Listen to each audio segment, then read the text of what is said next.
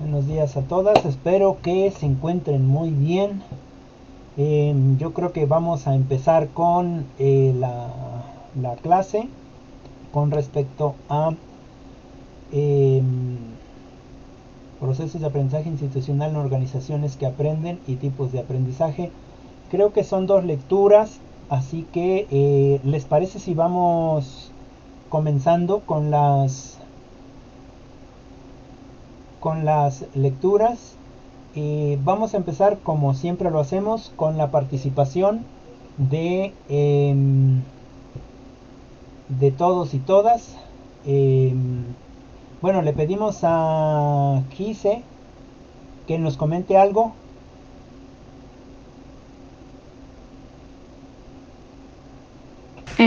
Bueno, con respecto a las dos lecturas, nos habla un poco de lo que es el conocimiento.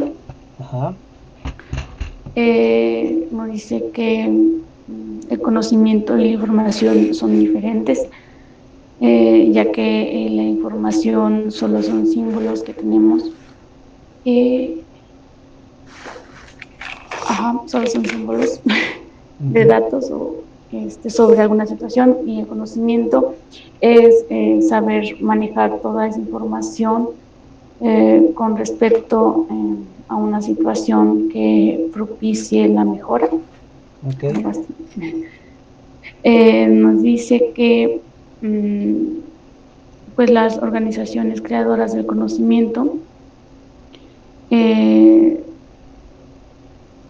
son las que aprenden constantemente. Eh, Hace uso de todos los elementos, información y experiencias que se han vivido anteriormente, eh, para llevar a la institución a un constante mejoramiento. Conlleva la creación de conocimiento, al igual que la planeación del aula, que va utilizando diferentes estrategias o métodos en busca de que el alumno pueda aprender de una manera significativa, construyendo ellos mismos ese propio conocimiento. Nos dice que este conocimiento puede ser, dentro de una organización puede ser individual o puede ser colectivo, ya que el conocimiento individual se refiere al conocimiento de cada una de las personas, y el conocimiento colectivo es el que se distribuye en todos los miembros de la organización, permitiendo pues, orientarle las actividades de resolución de problemas y de interacción. Ok. Nos dice que es necesario que el conocimiento sea creado por individuos, si no, no se podría crear ese conocimiento. Y provee que, provee que toda la organización vaya a una dirección, pero siempre constantemente aprendiendo y mejorando. Se anticipa a los problemas que puedan existir. Ok. También, bueno, en la otra lectura ya nos mencionaba un poco más sobre la teoría de organización del conocimiento, donde pues nos mencionaba que la organización o la interacción entre los individuos implica conocimientos, eh, y pues estos conocimientos se van a dar a través de la socialización, es decir, del conocimiento que tiene cada una de las personas, lo externa ese conocimiento que tiene, posteriormente lo combinan tomando en cuenta todas las experiencias de las demás personas, y se crea otro nuevo conocimiento, digamos que se combina y se crea otro nuevo conocimiento, y posteriormente se lleva a cabo la internalización, es decir, que ya creando este nuevo conocimiento, ya se puede manejar ese conocimiento en diferentes situaciones, permitiendo bueno, que todo esto todos puedan aprender. En este caso, las organizaciones eh, realizan este proceso para que para que se avance dentro de la organización, estén al pendiente de todo lo que se requiere, para que puedan enfrentar las problemáticas o situaciones conflictivas que se puedan presentar. En el ámbito educativo, pues también nos describe de cierta manera cómo se va generando, cómo se va a ir compartiendo el conocimiento que tenemos a través de la interacción, tanto con el maestro como los compañeros, para realizar, pues sí, un nuevo conocimiento, para tener un nuevo conocimiento, un nuevo aprendizaje que nos permita usarlo eh, ya en nuestra vida cotidiana. Ok. ¿Algo más que quieras comentar? No. Ok. Muy bien, muy bien. Bueno, con respecto al conocimiento, haces muy buena definición al principio de tu intervención cuando comentas que hay una diferencia notable entre el conocimiento y la información. Todos nosotros tenemos información, estamos en el siglo de las tecnologías o en la edad de las tecnologías, y la información corre por los medios tecnológicos, por las redes de computadoras, de teléfonos, etcétera, que nos permiten tener información, ¿no? Tenemos información de muchos aspectos científicos, laborales, etcétera, etcétera. Y con respecto al conocimiento, es totalmente diferente. Es decir, toda esa información tú la habrás podido leer, la habrás podido consultar, pero no se vuelve en conocimiento hasta el momento en el que tú internalizas esa información. Una vez que haces interna esa información y la pones en práctica, entonces ya se vuelve conocimiento para ti, ¿no? En ese sentido, sí es verdad que hay una diferencia notable con respecto a la información y con respecto al conocimiento. Información todos tenemos. Por ejemplo, información de Gise. Puedo tener la información de sus años, de su carrera académica, de sus gustos, de su forma de vestir. Es información, ¿no es cierto? Pero si yo quisiera tener conocimiento sobre ella, tendría entonces que forzosamente entablar conversación con ella para conocerla. Ya sé que le gusta, ¿no? Ya tengo información. Información son datos únicamente. Esos datos no me dicen nada hasta que yo los pueda aplicar y pueda sacar algunas conclusiones e internalizar. En ese sentido, la información son solamente símbolos, son solamente datos, son solamente lecturas, libros, etcétera. Por ejemplo, yo les proporciono información. Adelante, Gise. Es como tener la teoría y ya la internalización es la práctica, ¿no? Exactamente. Muy, muy acertado tu comentario. Es como tener la teoría, es tener de hecho teoría, es tener datos, es tener esa información, pero la internalización es cuando nosotros aterrizamos esa información, la ponemos en práctica y entonces ahora sí nos queda significativa. Y en ese sentido, el constructo del conocimiento. Nosotros y nosotras construimos el conocimiento. A eso se le llama constructivismo, cuando el alumno o la alumna por sus propios medios va construyendo su conocimiento. En ese sentido, esos símbolos, esos datos, esos garabatos, eso que está ahí presente,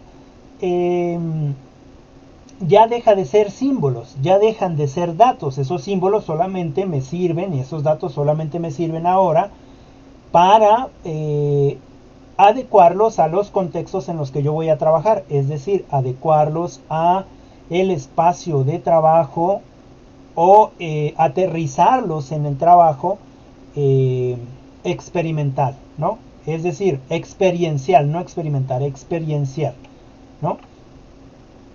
En otro sentido, la praxis, es decir, la práctica que yo hago de esa información, ¿sale?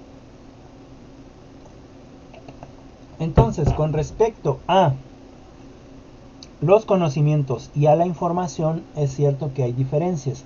Yo les decía que les envío a ustedes información. Esa información son las lecturas que les estoy proponiendo o que se nos proponen a nosotros para que ustedes las lean y entonces podamos tener esta conversación. Pero esta lectura es información. En la medida en la que ustedes hagan este proceso mental de ir comparando, de ir intentando aterrizar a la realidad, en esa medida es como nosotros vamos sacando el conocimiento con respecto a la lectura, ¿no? Cuando yo estoy leyendo, por ejemplo, procesos de aprendizaje institucionales dentro de las organizaciones, yo me doy cuenta, desde el primer momento con respecto al título, me doy cuenta que no es totalmente de pedagogía, ¿no es cierto? Sino este tema es de administración de empresas, porque está basado a la administración de empresas. Sin embargo, de esto, que es netamente empresarial, yo puedo tomar ciertos conceptos, cierta información que me va a servir a mí para implementarla o aterrizarla en el proceso en el que yo estoy interesada, que en este caso es la educación. Yo les he repetido y les vuelvo a repetir aquí otra vez que yo no estoy muy de acuerdo con estandarizar administrativamente a la educación, al menos al proceso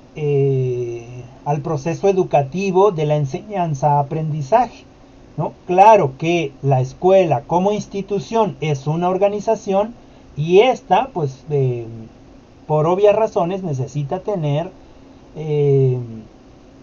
estos datos, estas técnicas, esta información administrativa, ¿no? Para que entonces la organización funcione como tal. En ese sentido, la diferencia nada más, ¿sale? Conocimiento es diferente a información. La información son símbolos, datos que están ahí, libres para todo mundo, que podemos accesar, que podemos descargar, que podemos aprender si quieren. Memorizar, en el mejor dicho, memorizar, pero que no efectivamente significa que sea conocimiento. El conocimiento es que yo tomo esa información y esos datos y mi problema es diferente al problema que tenía en esa información y en esos datos. Y entonces el conocimiento se da cuando yo utilizo esa información y esos datos para resolver otro problema u otros problemas que tengo en el caminar de la vida, ¿sale? O en el caminar de la empresa, en el caminar de la institución, etcétera. Y entonces ese conocimiento fue dado por una información, pero que ahora yo ese conocimiento lo puedo adecuar a cualquier situación de aprendizaje, ¿sale? Alguien me preguntaba ayer, creo, o antier, del conocimiento situado y que si la metodología o el método y la estrategia tenían que ser con el conocimiento situado, etcétera. Algo así me preguntaban. Y bueno, en este sentido del conocimiento y de la información, lo que hacemos es precisamente tener esta información y después esta información situarla en un aprendizaje específico. Es decir, en un contexto específico, yo ya tengo, digamos, la metodología de resolución y tengo una estrategia, y entonces lo que hago es resolver el inconveniente o el problema o la necesidad en ese contexto específico. Entonces situamos nos situamos en el contexto en el que queremos resolver o en el que queremos aprender, ¿sale? Y eso se llama conocimiento. Se llama conocimiento, ¿por qué? Porque podemos manejar todos esos símbolos, esos datos, esa información, sin la necesidad de seguir ese mismo patrón, ¿no? Solamente tomamos lo que nos sirve de esa información y la aplicamos a donde queremos trabajar, al contexto específico. Ahora, con respecto a las organizaciones, como estamos hablando ahorita de organizaciones empresariales, es decir, de la organización en el sentido estricto administrativo, ya les había comentado en algún otro momento que estas organizaciones o estas instituciones o estas empresas se ven en la necesidad constante de seguir aprendiendo. Se ven en la necesidad constante de seguir mejorando el aprendizaje en cada uno de sus empleados. ¿Por qué? Pues simple y sencillamente porque la empresa depende del aprendizaje de los empleados. Es decir, si yo llego a una empresa y no tengo la idea de cómo se maneja tal o cual máquina, por decirlo de alguna manera, si no tengo la idea, pues seguramente voy a ser menos productivo que los demás compañeros que sí tienen. ¿Qué es lo que se hace? Bueno, entro a la empresa, a lo mejor lo primero que hago es barrer y hacer las cosas que sí puedo hacer, pero eventualmente el gerente o algún mando medio lo que va a hacer es capacitar. Entonces tienes una semana de capacitación o tienes un mes de capacitación, se te va a estar pagando, pero para que tú hagas otra tarea, ¿no? Bueno, y entonces a esa capacitación le cuesta a la empresa, ¿no es cierto? La empresa tiene la obligación de capacitar al empleado. Ahora, no se toma tanto como obligación, sino como necesidad.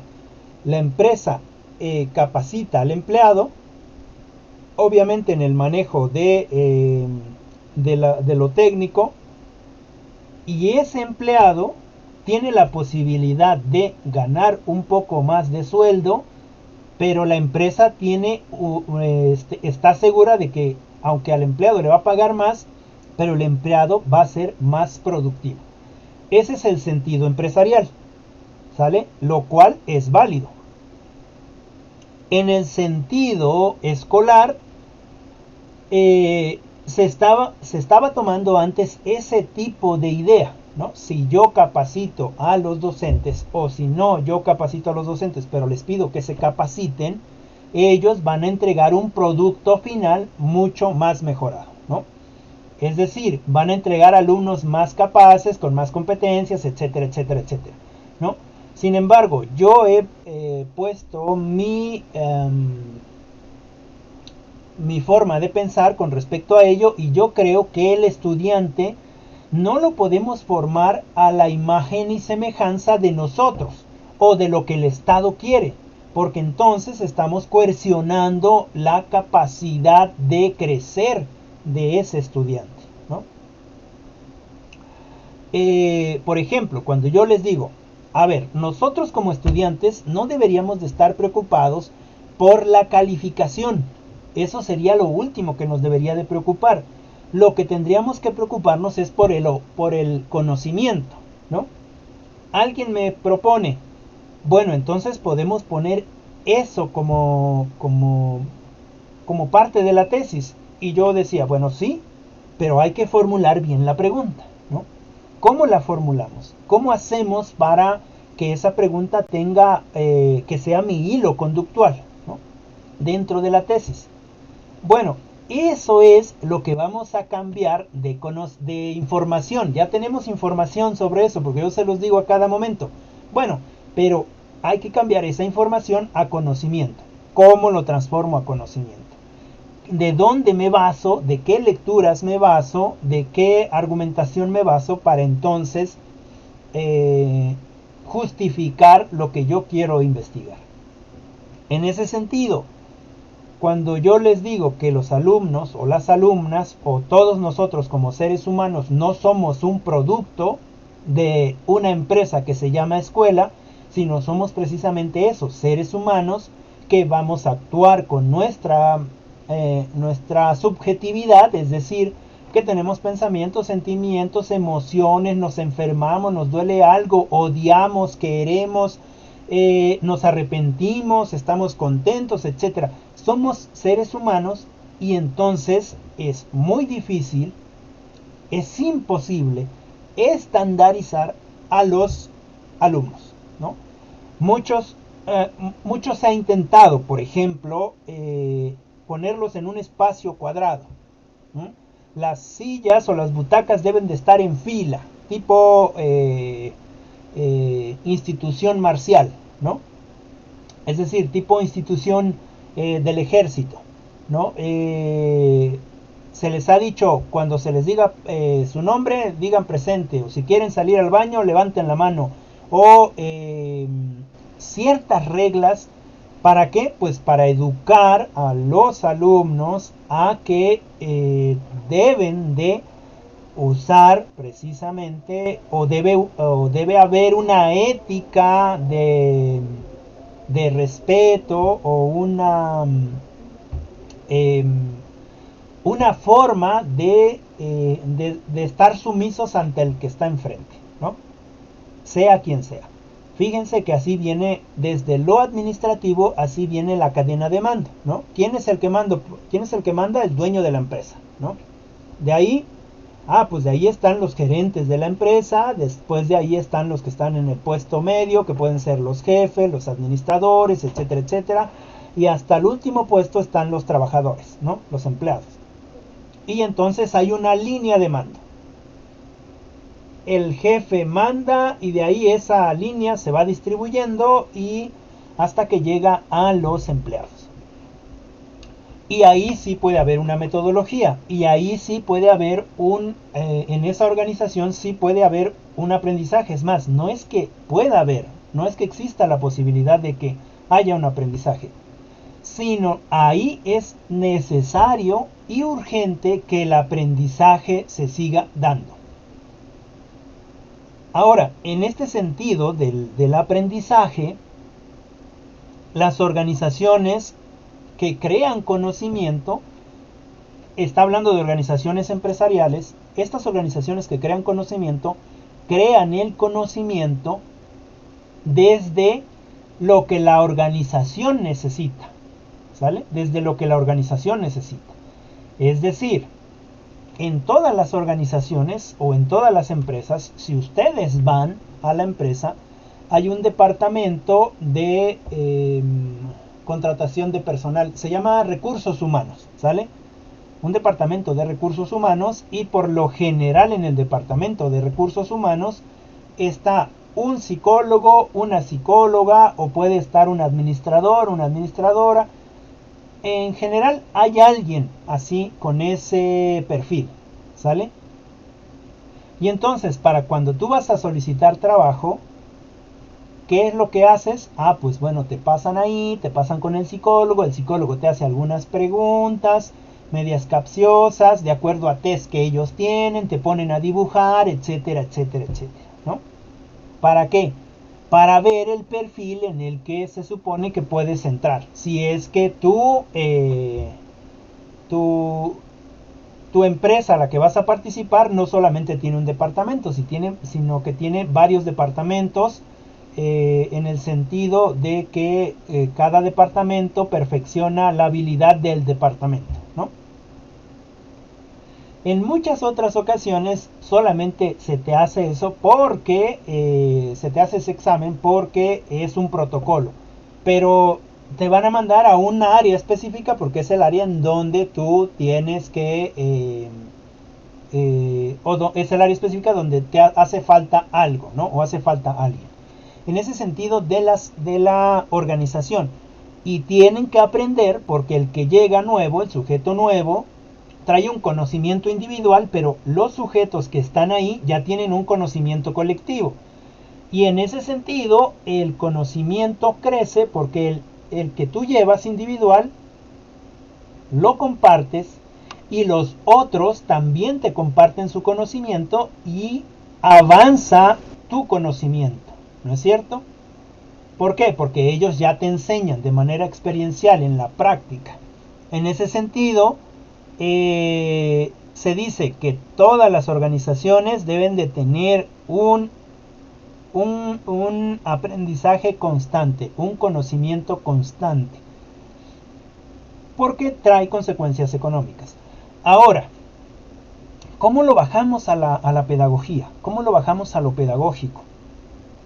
Bueno, también podríamos decir que si no tenemos un aprendizaje constante, nosotros como individuos y como organización de estudiantes, pues también va a traer una consecuencia económica. No va a ser lo mismo que nosotros como profesionistas se nos cierren más fácil las puertas. ¿Por qué? Pues porque nosotros ya tenemos ciertamente un nivel educativo más elevado y podemos tener más posibilidad de que en algún lugar de alguna empresa podamos ser contratados. En el caso de nosotras, dentro de una escuela, ¿no? Puede ser una escuela pública, puede ser una escuela privada, puede ser una escuela a la que yo quiero. Es más, no me contrata nadie. Pero veo que hago una investigación de campo. Hago una investigación de campo en mi colonia, en mi ciudad, en mi comunidad. Y me doy cuenta que la mayoría de mi comunidad tiene problemas en las matemáticas. Y uno dice, oh, matemáticas, ¿no? Pero bueno, ya soy pedagoga, ¿no? Ya soy pedagogo. ¿Qué es lo que hago? Bueno, no puedo salir a trabajar, no quiero salir a trabajar, no, ya postulé muchas veces en la SEP y no quedo. Bueno, no me voy a quedar de brazos cruzados. ¿Qué voy a hacer? Pongo mi letrero y digo, se dan clases de regularización de matemáticas y español, ¿no? Y entonces ahí ya puedo poner precio a mi trabajo. Está bien, es cierto que nosotros escogemos esta carrera por el hecho de que amamos la educación. Sí. Y anteriormente se pensaba, históricamente, de acuerdo en la historia de la pedagogía, que la educación era algo sagrado y no se debía de cobrar.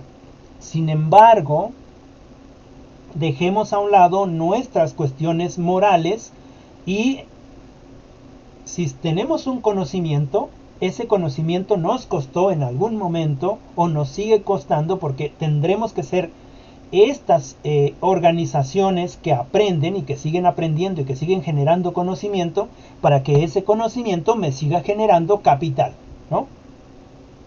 Es decir, claro que si tú pones tu espacio donde enseñas matemáticas y español, bueno, tienes que cobrar por ese aprendizaje que quizás tú sigues aprendiendo ahora, ¿no? A lo mejor al niño no le queda claro cómo hacer una raíz cuadrada y a lo mejor a ti como profesor tampoco te queda claro, pero ¿qué sí te queda claro? Bueno, que tienes las estrategias para aprender de alguna manera y entonces explicarlo lo mejor posible, ¿no? En ese sentido, las organizaciones que van aprendiendo y en el sentido de que yo puedo ir trabajando entonces dentro del aula o dentro de una ayuda que estoy proporcionando a los habitantes de cierta comunidad, pues bueno, ahí ya vamos a aplicar las estrategias, la metodología, el conocimiento para que el otro lo aprenda, ¿no? O la otra lo aprenda, ¿no? Es decir, yo comparto mi conocimiento ayudándome de metodologías, ayudándome de estrategias didácticas, ayudándome, ¿por qué no?, de primero de un examen diagnóstico para saber desde dónde voy a empezar con este joven o esta señorita, ¿no? O este niño, esta niña. Y entonces, desde ese contexto, desde esas estrategias, desde esa metodología, comparto el conocimiento y construyo no solamente mi conocimiento, porque al dar clases yo también refuerzo mi conocimiento, sino también ayudo a la construcción del propio conocimiento del alumno y de la alumna, ¿no? Y en ese sentido, no le doy yo todo el conocimiento, sino lo que yo hago es bajar este conocimiento compartido a una situación de aprendizaje, es decir, a un contexto situado, y en ese contexto situado yo propongo que el propio estudiante resuelva ese contexto, y automáticamente él, entonces, después de tener información, lo puede convertir en conocimiento al él mismo aterrizar su conocimiento con la estrategia o la metodología que tú le propones, ¿no? En ese sentido,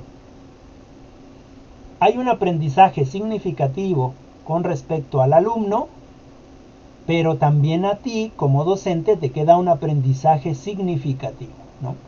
Si lo basamos en lo administrativo, recuerden que yo les había puesto la analogía de que tú llegas a una a un se me fue, bueno, a un espacio donde vas a trabajar con tus compañeros y tú llevas un conocimiento y tus compañeros te ayudan porque ellos ya están ahí y tienen un conocimiento mayor. El que crece en conocimiento, el que aprende más rápido y más fácilmente eres tú. ¿Por qué? Porque tú eres el que has llegado y no tienes el conocimiento de cómo hacer las cosas en esa área.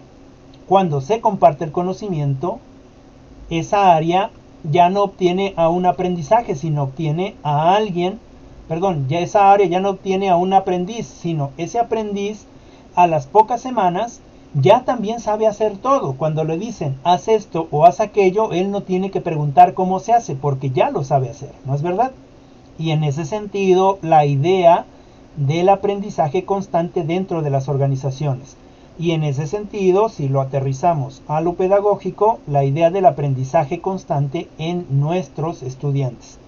Y cuando digo en nuestros estudiantes, no solamente hablo de ellos en el sentido de aprender, sino también en ese sentido de retroalimentación que nos dan ellos a nosotros para seguir aprendiendo.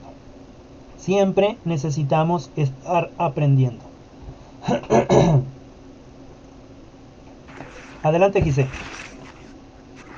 Bueno, es que una de las competencias del docente nos mencionaba eso, ¿no? Que no podemos tener un acto didáctico,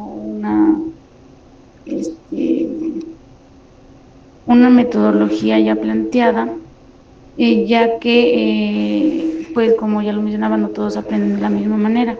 Entonces, se tiene que, pues sí, ir construyendo como esa competencia de poder plantear metodologías de diferenciación para que los alumnos puedan aprender, ¿no? Entonces es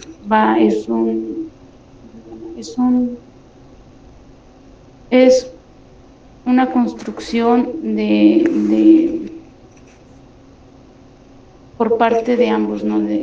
Por parte grupal, ya que conforme a la práctica se van a ir estableciendo como metodologías. Sin embargo, esa metodología no va a ser para todos.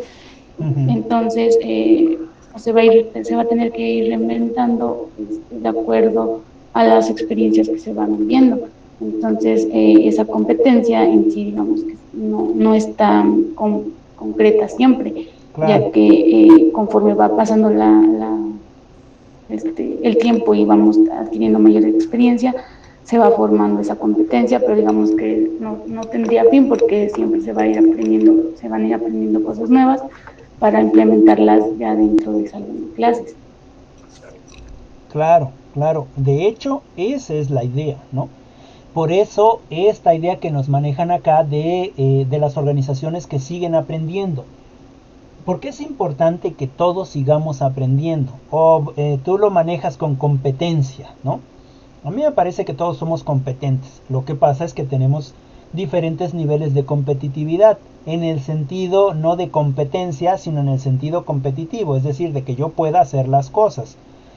Yo más bien lo llamaría la capacidad de adecuarnos a el contexto en el que estamos, porque bien lo mencionas, no todos aprendemos de la misma manera, y una metodología o un método o una estrategia que adquirí de acuerdo a una competencia y que me va a funcionar en un grupo de primero o de segundo año de primaria, o que me funcionó hace 2 años o hace un año, o es más, que me funcionó en el grupo de la clase pasada, es posible que esa misma metodología y esa misma competencia, esa misma estrategia, no funcione en lo absoluto en el siguiente grado, ¿no? Es decir, si yo trabajé en el primero A y todo eso que planeé y todo eso que aprendí y esa experiencia que me queda a mí con respecto a ese grupo, que fue todo un éxito,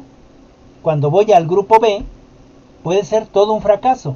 En ese sentido necesitamos buscar otras estrategias. En ese sentido no podemos estandarizar a los alumnos y a las alumnas porque somos totalmente diferentes. Por eso es que necesitamos, como bien lo comentas, seguir aprendiendo. Es decir, nunca se termina de aprender. Y yo les comentaba en otra clase que nosotros estamos sí o sí siempre aprendiendo. Siempre estamos aprendiendo. En cualquier lugar donde vamos aprendemos. Es más, si nos enfermamos, aprendemos por qué nos enfermamos. Cómo debemos de hacer para ya no enfermarnos, perdón. Si yo quiero manejar una bicicleta, bueno, aprendo cómo manejar la bicicleta y aprendo cómo mantenerme dentro de la bicicleta o dentro de la moto o dentro del coche, donde quieran, para no voltearme, para no caerme, para no lastimarme, ¿no? Hay un constante aprendizaje. Yo que no soy madre, o yo que todavía no soy madre, o que todavía no soy padre, y de repente ya soy padre, ya soy madre, bueno, no sabemos cómo hacerlo, ¿no es cierto? Pero aprendemos. En ese sentido, el aprendizaje debe de ser constante. Y ese aprendizaje siempre empieza quizás por un individuo. Un individuo trae su propio aprendizaje, es decir, no somos tablas rasas, tenemos aprendizajes ya desde antes. Y entonces, en ese sentido, llevamos un aprendizaje, donde quiera que estemos. Por ejemplo, estas clases de la universidad no serían posibles si nosotras no viniéramos con un aprendizaje previo. ¿No es cierto? No podría ser posible, ¿no? Hay ciertos niveles, hay ciertos espacios que necesitamos ir subiendo para ir avanzando en nuestro nivel de aprendizaje. En ese sentido, su nivel de aprendizaje o su nivel de concreción o su nivel cognitivo en este espacio, en este nivel en el que se encuentran, no es el mismo que tenían cuando entraron a primer cuatrimestre, ¿no es cierto? Su nivel ha crecido. ¿Y ha crecido gracias a quién? ¿A los profesores o gracias a ustedes que han hecho ese aprendizaje posible? Porque recordemos que el profesor puede tener o no puede tener las competencias para enseñar o para compartir el conocimiento o la información y convertirla en conocimiento, y sin embargo el estudiante o el alumno o el discente puede de todas maneras aprender con la ayuda del profesor, sin la ayuda del profesor y a pesar del profesor, ¿no? Porque a lo mejor el profesor es muy malo enseñando y el alumno aprende, ¿no? En ese sentido, nosotros como individuos ya llevamos un conocimiento. ¿Qué es lo que necesitamos? Pues necesitamos una dirección para ir mejorando ese conocimiento, previendo las posibilidades futuras que puedan acontecer, ¿no? O que puedan existir. Y en ese sentido, no podemos dejar todo a la suerte, ¿no es cierto? Necesitamos prever lo que nos pasará en un futuro, lo que queremos en un futuro. Por ejemplo, yo creo que muchos de ustedes ahorita ya están visualizando cuando menos la tesis. ¿Qué cosa es lo que van a escribir en la tesis? ¿Qué cosa puedo tomar del profesor que me da estadística quizás? ¿Qué puedo tomar del profesor que me da, no sé, cualquier materia? ¿Qué puedo tomar de la profesora que me da materias de psicología, de pedagogía, etcétera? De todas esas ideas, nosotras como estudiantes estamos construyendo el conocimiento. No quiere decir que el profesor y la profesora me esté poniendo el conocimiento a mí, ¿no? Que me diga qué aprender. Yo aprendo lo que se me hace más interesante de lo que el profesor y la profesora me están enseñando o me están compartiendo, ¿no? En ese sentido, aunque en colectivo estamos aprendiendo, también mi conocimiento es individual, ¿no es cierto? ¿Y cuándo se hace ese conocimiento colectivo? Pues precisamente cuando dentro del salón o dentro de nuestras charlas, nosotros colectivizamos ese conocimiento, es decir, lo socializamos. Oye, Itzel, ¿qué te pareció lo que dijo el profe? Mira, yo entendí esto y esto y esto y esto. Y Itzel va a decir, ah, mira, eso yo no lo había visto de esa manera, yo lo vi de esta otra manera, y yo pensé que eso. Y entonces de esas dos visiones diferentes se concreta una, ¿no es cierto? Y entonces el conocimiento queda más significativo para ambas. Y ese conocimiento significativo no lo construyó el profesor, ¿no es cierto? ¿Quién lo construyó? El individuo. El individuo de acuerdo a su individualidad, de acuerdo a su conocimiento y después de acuerdo a la socialización que hizo con el otro y con la otra. Y entonces construyen, ¿no? El individuo construye su conocimiento primero y luego lo comparte, lo socializa. Y entonces en grupo construyen un conocimiento, pero donde ambos estén de acuerdo. Y entonces hay un constructivismo, es decir, yo individuo construyo de acuerdo a las herramientas que tengo. Y después hay un construccionismo. Nosotros como colectivo construimos un conocimiento, ¿no? En ese sentido, la construcción del conocimiento y la generación de conocimiento. Se necesita siempre estar generando el conocimiento. ¿Para qué? Pues para tener una posibilidad más real de poder seguir avanzando en este sentido administrativo de puesto con respecto al lugar donde estoy, ¿no? Porque a la empresa le va a interesar más, aunque pague más, un poquito más, tener a alguien en un puesto más elevado que tiene más conocimiento que alguien que también se le dio la oportunidad pero que no quiso aprenderla, ¿no es cierto? Y nos pasa lo mismo a nosotros. Si lo queremos ver desde lo económico, ¿quién es el que va a obtener mayores ingresos? Aquel que tiene un mayor conocimiento, ¿no? O aquel que se quedó solamente en la licenciatura, por ejemplo, ¿no? Seguramente que el que va a tener mayores ingresos, si lo queremos ver de manera económica, va a ser aquel que puede resolver más situaciones importantes de la vida. Es decir, aquel que no se quedó solamente con la información, con los símbolos, con los datos, sino que esa información, esos símbolos y esos datos los descargó a cualquier situación de aprendizaje. Y bien, para ir terminando, todo esto se tiene que internalizar. ¿Qué significa internalizar? Es lo que ya les decía al principio, ¿no? Meterlo en mí, es decir, comprenderlo yo y aplicarlo. ¿Para qué? Para que podamos manejar esa información, esos datos, pero ya no como información y datos, sino como conocimiento. ¿sale?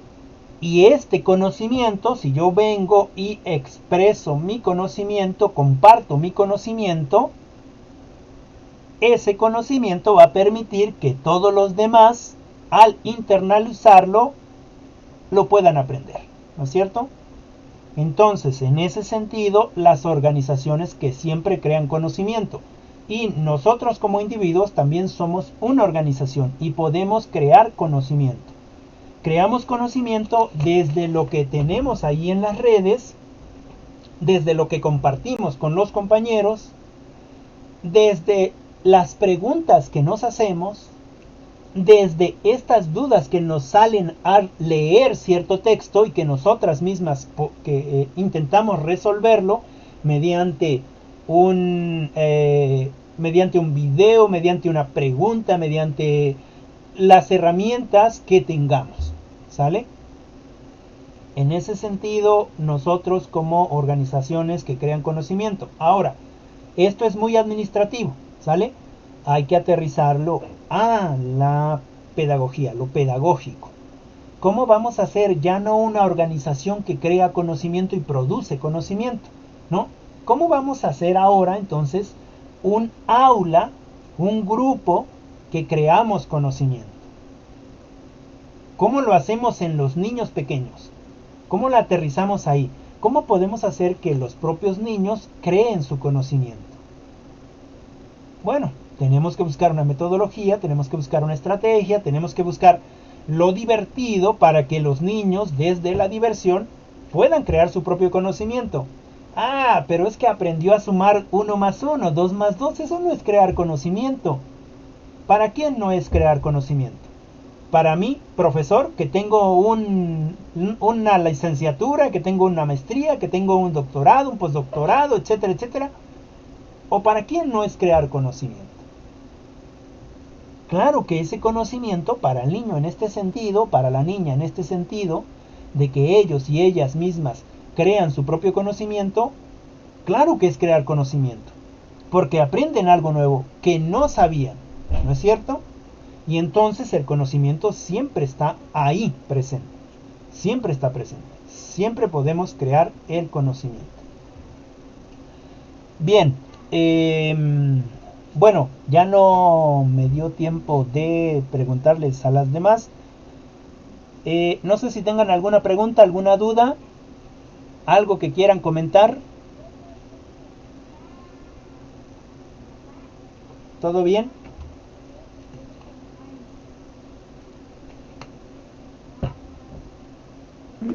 Para mí está bien, Nick.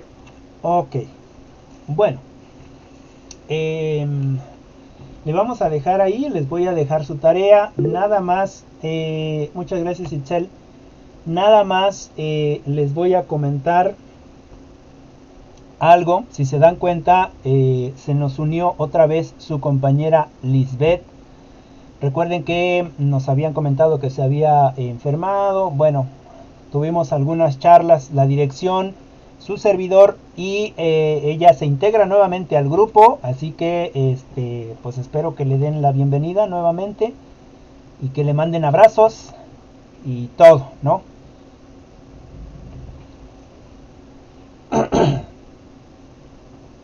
Bueno, entonces, como les decía, su compañera se vuelve a anexar con nosotros. Ha tenido algunos problemas y ha entregado algunos trabajos y algunos va a entregar después. Y ahorita se va a unir con nosotros para seguir trabajando. Entonces, en próximas clases vamos a también pedirle a ella que participe. Y bueno, ese era el anuncio y la tarea. Les digo la tarea, ¿sale? Bien, la tarea va a ser la sesión 8.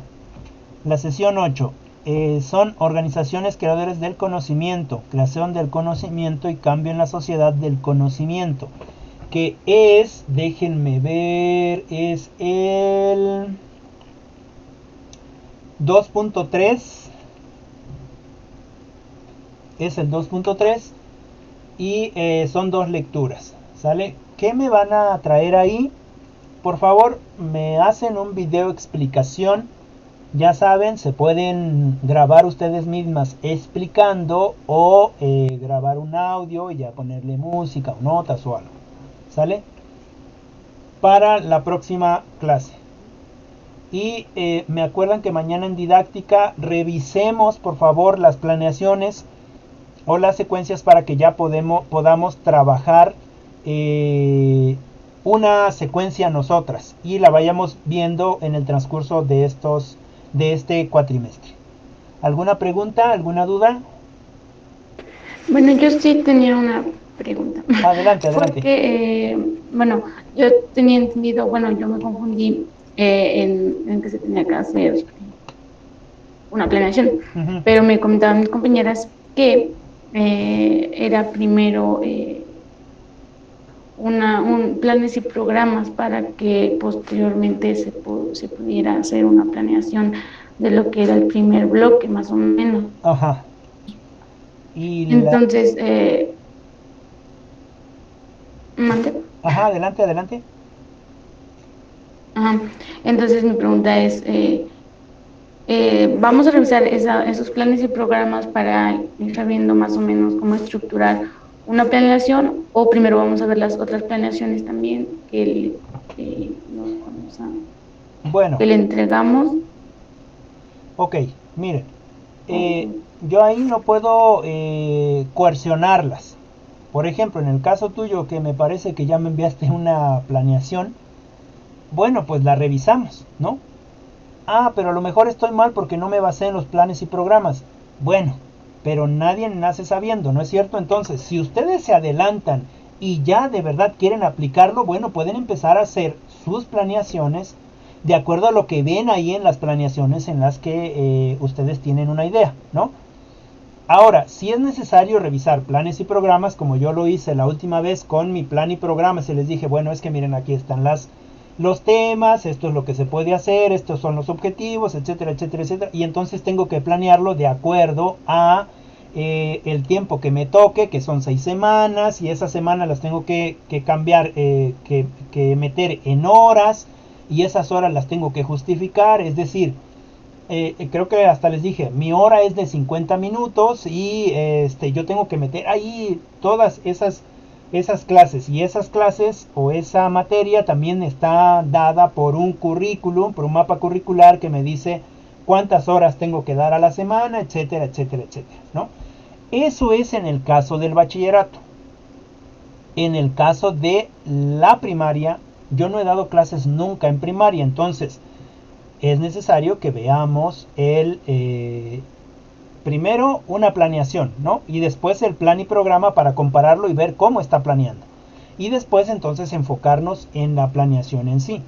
Pero si ustedes ya están haciendo planeaciones, qué mejor para todos, qué mejor para todas, ¿no?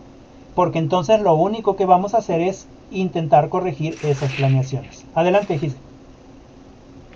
Bueno, sí, porque yo yo leí todos los planes y programas de una materia en específico. Ajá. Pero ya para poder realizarla, por eso incluso no se la mandé. Ajá. Porque sí, pues sí se me hizo complicado, porque a pesar de que ya se leyó toda y pues hay algunas cosas que aún no comprendo del todo. Uh-huh. Entonces, para poder estructurarla, pues sí es complicado, o para mí sí, así, sí fue claro. Complicado, entonces por eso no. Pues no solo para ti, no la. Sí, en general es complicado para todos, ¿no? Yo les mostré una sola planeación y esa planeación tenía creo que 25 hojas y solamente era del primer módulo. En el caso de la primaria y en el caso del preescolar, me parece que muchas primarias y muchas preescolares no planean por horas, sino planean por clase específica. Es decir, una planeación son como 4 hojas, 5 hojas, pero solamente de una hora, de una materia, y ahí tienen que explicar todo, ¿no? Entonces son diferentes las planeaciones.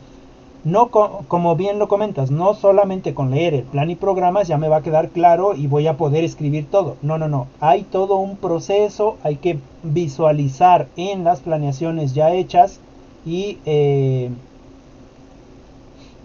trabajarlas desde esa idea que que los compañeros que ya tienen ahí trabajo o que ya lo han hecho más periódicamente, tomar esas planeaciones y tratar de comprenderlas nosotros, ¿sale? Entonces la idea es esa, ¿no? La idea es de que revisemos las planeaciones. Ya revisamos dos, me parece, una de una universidad, la que están viendo ustedes, y la del bachillerato. Nos faltaría otra que nos envió Gise de la universidad, y me parece que Giselle también ya nos mandó. Esa la revisamos mañana, se las presento aquí y vemos cuáles son las en donde coinciden. ¿Sale? Bien, no sé si tengan alguna otra duda. De mi parte no, Lick. Ok. No, Lick, todo bien. Ok, muchas gracias. Bien, entonces, pues bueno, nos vemos mañana. Les deseo una excelente tarde. Y ya mañana platicamos sobre los otros temas. ¿Les parece? Sí, Lick. Sí, Lick. Ok. Bueno, que tengan una bonita tarde y nos saludamos mañana. Nos vemos, hasta luego, que estén bien. Un abrazo a todas. Sí, profe, igualmente.